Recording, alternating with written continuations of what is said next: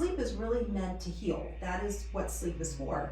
Healing and cleaning up your body and your brain. And there is actual research now, doing studies on the brain while you're sleeping, that your brain literally washes itself while you're sleeping, where cerebral spinal fluid, things that cross the blood-brain barrier, they go in and it actually cleanses the different parts of your brain. Oh, gets rid of toxins. That's really neat.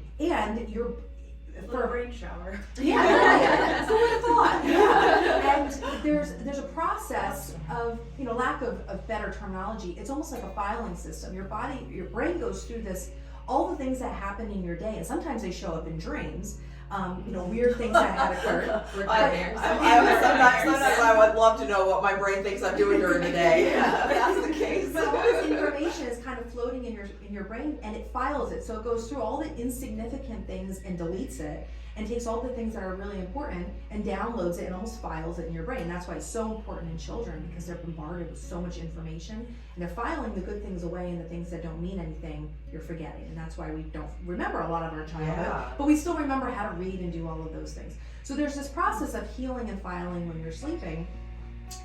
But how do you, but to go back to the older generation, senior citizens, they say, I don't need as much sleep.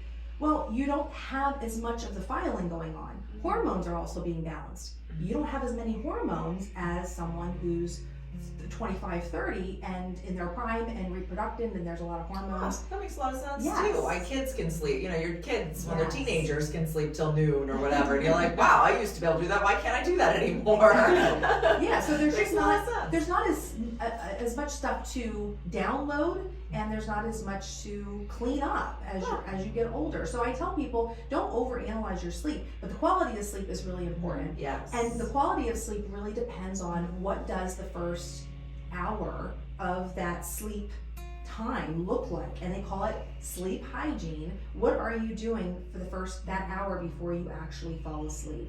And many times we have good intentions of, well, I'm going to take a hot shower and I'm going to, read a book and no electronics and all these things, but we fall into these bad habits.